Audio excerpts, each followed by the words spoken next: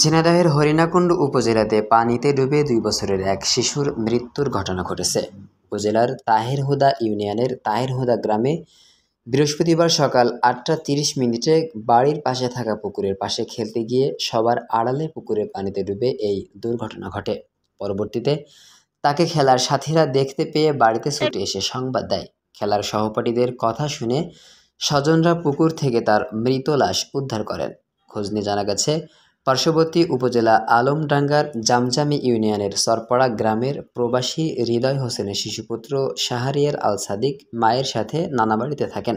এমন মর্মান্তিক ঘটনায় এলাকায় নেমেছে শোকের মাতম।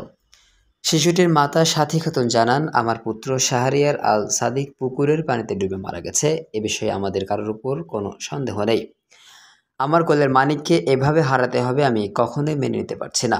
পুকুরের পানিতে ডুবে মারা যাওয়ার ঘটনায় বাংলাদেশ জামাত ইসলামী তাহেরহুদা ইউনিয়নের সেক্রেটারি বজলুর রহমান সাংবাদিকদেরকে জানান, ঘটনাটি অত্যন্ত দুঃখজনক। আমি এই পরিবারের সমবেদনা জানানোর ভাষা খুঁজে পাচ্ছি না। বিষয়টি অত্যন্ত মর্মান্তিক। নাতি ছেলে কেনালের পাশে একটা পুকুরে ডুবে মারা গেছে। আমি সাথে সাথে দোকান বন্ধ করে বাড়ি গিয়েই সোজা মাঠ দিয়ে তার বাড়ি আসি এবং তাকে সান্ত্বনা দেওয়ার চেষ্টা করি। বিষয়টা আসলে খুব দুঃখজনক, যা সহ্য করা খুবই কঠিন ব্যাপার।